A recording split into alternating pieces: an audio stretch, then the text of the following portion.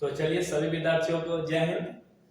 जैसा कि कल हम लोग देखे थे अंतर्राष्ट्रीय सीमा के बारे में पढ़े थे और अंतर्राष्ट्रीय सीमा पढ़ाए थे आपको कौन सा, तो मैक-मोहन रेखा। मैक-मोहन रेखा जो था वो किसके किसके बीच था, तो भारत और चीन के बीच लगता है मैक-मोहन रेखा। इसी क्रम में हम आगे बढ़ेंगे तो आगे जो एक रेखा है अंतर्राष्ट्रीय सीमा में, जो उस रेखा के बारे में पढ़ेंगे जिसका नाम है, आप लोग जानते ही होंगे शायद। पहले तो हेडिंग लगा देते हैं। मेरा जो चल रहा है वो क्या चल रहा है, अंतर्राष्ट्रीय सीमा। क्या चल रहा है जी,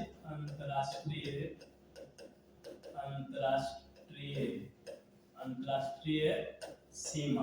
हम लोग पढ़ जो रहे हैं, मेरा टॉपिक है अंतर्राष्ट्रीय सीमा का। किसका, तो अंतर्राष्ट्रीय सीमा।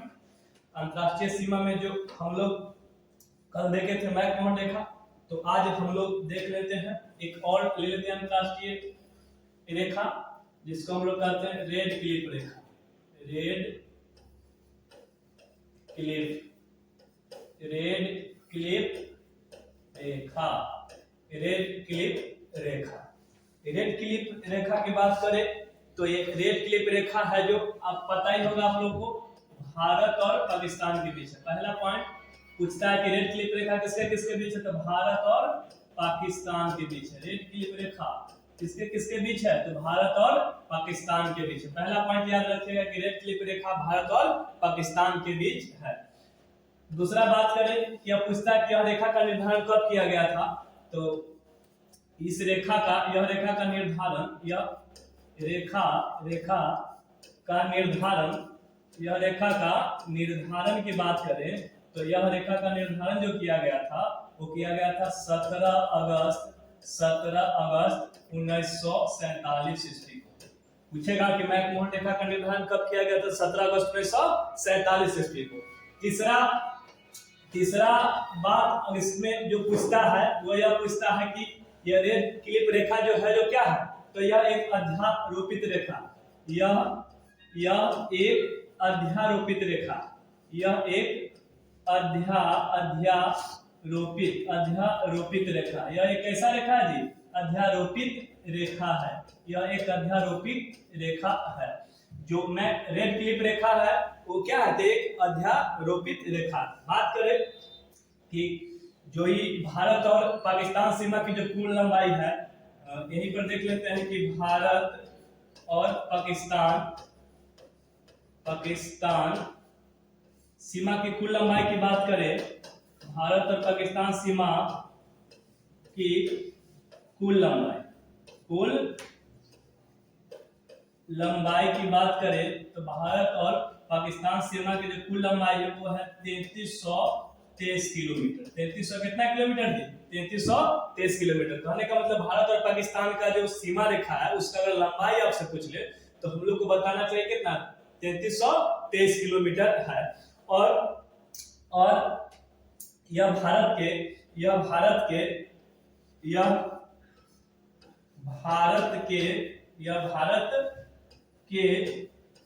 3 राज्य, यह भारत के 3 राज्य और 2 केंद्र शासित प्रदेश। 3 राज्य और 2 केंद्र शासित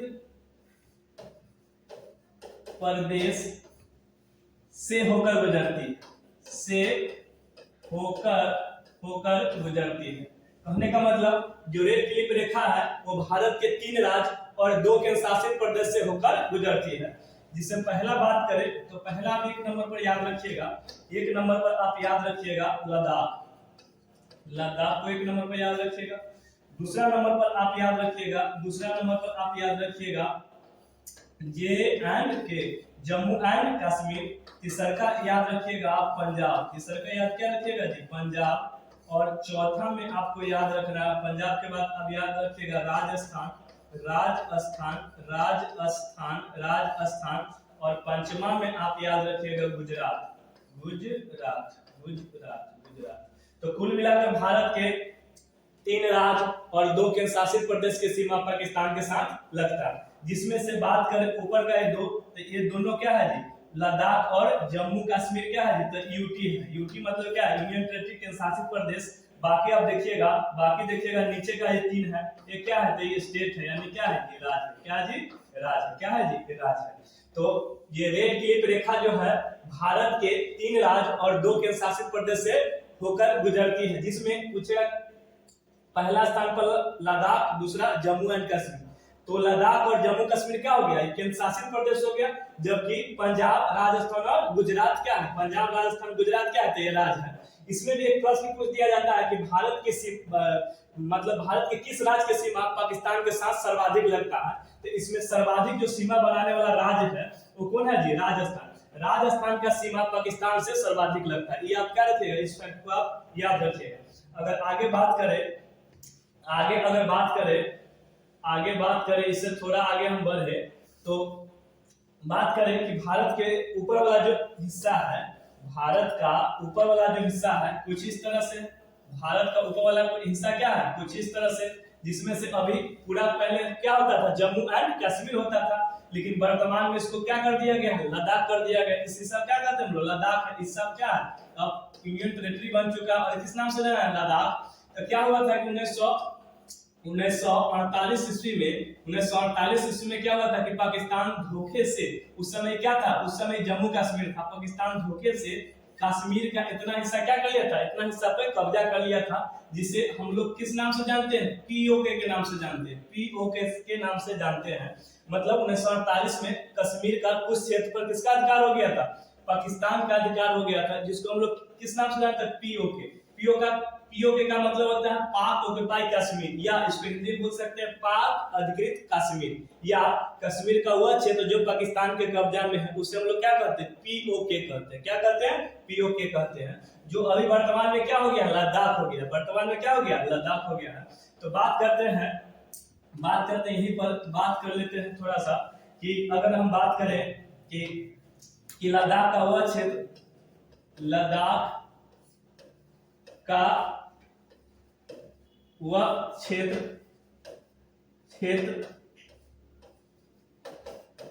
जिस पर पाकिस्तान का अधिकार है, पाकिस्तान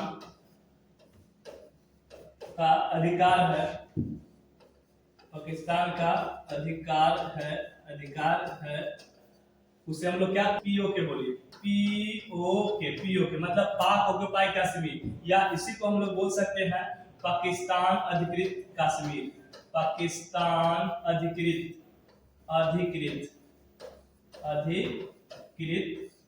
कश्मीर, पाकिस्तान अधिकृत कश्मीर। कहने का मतलब कि लद्दाख का वह क्षेत्र जिस पर वर्तमान में किसका कब्जा है, पाकिस्तान का कब्जा, उसे हम लोग पीओके कहते हैं। और बात करें भारत का जो सीमा, लद्दाख में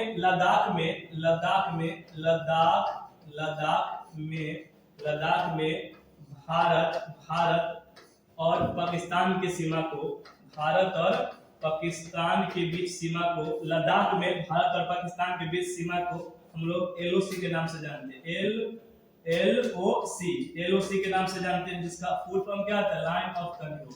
लाइन ऑफ क्या होता है, कंट्रोल होता है, लाइन ऑफ कंट्रोल होता है। मतलब लद्दाख में भारत और पाकिस्तान के सीमा रेखा को हम लोग क्या जानते हैं, एलओसी के नाम से, लाइन ऑफ कंट्रोल। जबकि कल वाला क्लास में बताए थे कि भारत जो लद्दाख में सीमा भारत और चीन के बीच बनता है, उसको हम कहते हैं LAC, line of actual control कहते हैं। क्या कहते हैं, लाइन ऑफ एक्चुअल कंट्रोल कहते हैं। तो थोड़ा सा और आगे बढ़े, थोड़ा सा और फैक्ट को जाने, तो पाकिस्तान से क्या क्या प्रश्न पूछ सकता है, तो पाकिस्तान के बारे में देख लेते हैं कि पाकिस्तान से क्या क्या प्रश्न पूछा जा सकता है। तो पाकिस्तान से जो प्रश्न एग्जाम में, वनडे एग्जाम में जो पूछा जाता है, बार पूछा जाता है, तो पहले पाकिस्तान के बारे में थोड़ा और फैक्ट जान ले। पहला बात पाकिस्तान के जानिए, पहला फैक्ट कि आजाद कब हुआ था, आजाद पूछ लिया जाता है। पाकिस्तान आजाद कब हुआ था, तो हम लोगों से एक दिन पहले। कहने का मतलब ये आजाद हुआ था 14 अगस्त 1947 को। 14 अगस्त 1947 को किसका, तब पाकिस्तान क्या हुआ था, आजाद हुआ था, पाकिस्तान आजाद हुआ था। अब यहाँ से जो प्रश्न पूछा जाता है वह पूछा जाता है कि पाकिस्तान शब्द का सर्वप्रथम, तो पाकिस्तान शब्द की मांग सर्वप्रथम या पाकिस्तान शब्द का प्रयोग कौन किया था सर्वप्रथम, तो चौधरी एक व्यक्ति थे, चौधरी चौधरी रहमत अली के द्वारा पाकिस्तान शब्द का प्रयोग किया गया था। किसके द्वारा?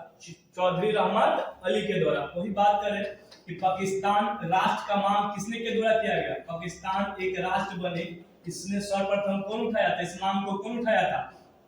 तो इस नाम को उठाया था मोहम्मद अली जिन्ना। मोहम्मद अली जिन्ना के द्वारा पाकिस्तान, देखिए पाकिस्तान शब्द का सर्वप्रथम प्रयोग पूछे तो चौधरी रहमत अली, और पाकिस्तान एक राष्ट्र का मांग किसके द्वारा सर्वप्रथम किया गया? तो मोहम्मद अली जिन्ना के द्वारा। और यही मोहम्मद अली जिन्ना पाकिस्तान के प्रथम गवर्नर जनरल बने थे। गवर्नर जनरल बने थे। तो इसीलिए पूछा जाएगा पाकिस्तान के प्रथम गवर्नर जनरल कौन बने थे? तो मोहम्मद अली जिन्ना ही थे। कौन से जी? मोहम्मद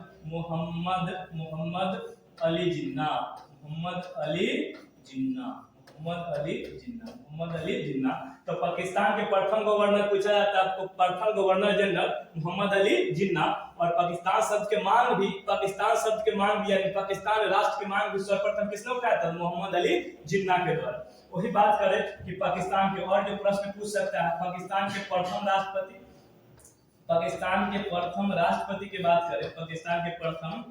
राष्ट्रपति की बात करें, तो पाकिस्तान के जो प्रथम राष्ट्रपति हैं वो कौन है? सिकंदर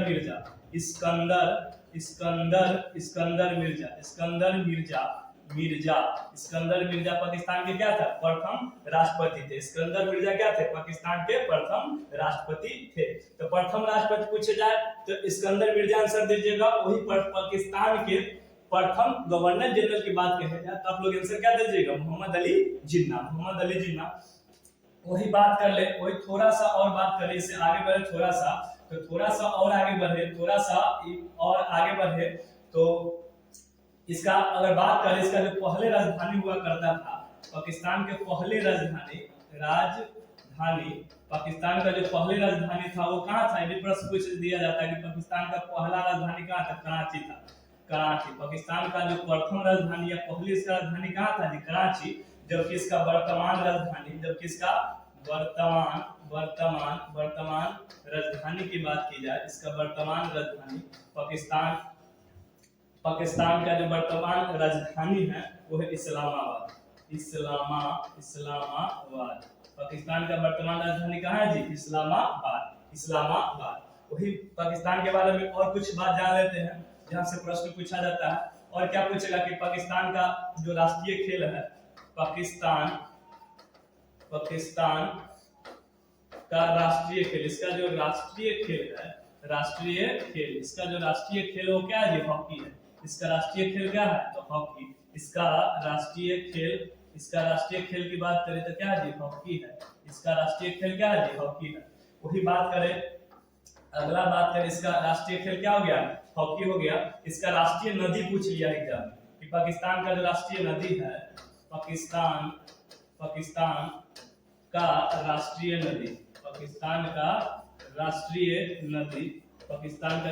नदी है वो कौन सी है? तो सिंधु नदी। पाकिस्तान का राष्ट्रीय नदी कौन सी नदी है? सिंधु नदी है। पाकिस्तान का राष्ट्रीय नदी क्या है? सिंधु नदी है। और बात करें पाकिस्तान के राष्ट्रीय फूल तो चमेली है। पाकिस्तान का जो राष्ट्रीय फूल है, पाकिस्तान का राष्ट्रीय फूल पाकिस्तान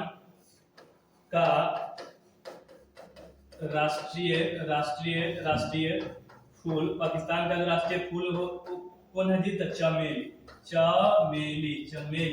पाकिस्तान का राष्ट्रीय फूल क्या है? चमेली है। वही बात करें आगे अगर बात करें तो पाकिस्तान किसके लिए फेमस है? तो पाकिस्तान एक चीज के लिए फेमस है, विश्व में सबसे ज्यादा नहरों की जाल। तो विश्व में सबसे ज्यादा नहरों की जाल कहाँ है जी? पाकिस्तान में। इसलिए पाकिस्तान को कहा जाता है नहरों का देश। पूछा जाएगा कि नहरों का देश किसे कहा जाता है? नहरों का देश किसे कहा जाता है जी? नहरों का देश किसे कहा जाता है? तो पाकिस्तान को ही कहा जाता है। नहरों का देश किसे कहा जाता है? तो पाकिस्तान को ही कहा जाता है नहरों का देश। अच्छा, आप लोग से एक प्रश्न है कि आप लोग कमेंट में उत्तर दीजिएगा इसको कि अगर नहरों का देश पाकिस्तान को बोला जाता है तो नदियों का देश किसे बोला जाता है। आप लोग से यह प्रश्न है, आप कमेंट में इसका उत्तर दीजिएगा कि नहरों का अगर देश पाकिस्तान है तो नदियों का देश किसे कहा जाता है। और आगे बढ़े तो यहाँ से एक प्रश्न और पूछ लिया जाता है। एक प्रश्न यह पूछा जाएगा कि पाकिस्तान के संसद को हम लोग किस नाम से जानते हैं। वहाँ का जो संसद है उसको हम लोग जानते हैं नेशनल असेंबली के नाम से। पाकिस्तान के संसद को हम लोग क्या कहते हैं, national assembly, assembly national assembly के नाम से जाना जाता है पाकिस्तान के क्या जी, संसद को। पाकिस्तान के संसद को हम लोग किस नाम से जानते हैं, नेशनल असेंबली। और नहरों का देश पाकिस्तान को कहा जाता है। तो इस तरह से पाकिस्तान से इतना ही सारा प्रश्न पूछा जाता है। हमें उम्मीद है कि आपको यह टॉपिक पूरी तरह से पसंद आया हो। अगर इस तरह के और सारा वीडियो अगर आपको चाहिए रोजाना, तो आप क्या कीजिए, चैनल को क्या कीजिए, सब्सक्राइब कीजिए और शेयर कीजिए। और हम इसी तरह से डेली आपको एक वीडियो प्रोवाइड करवाएंगे। Thank you.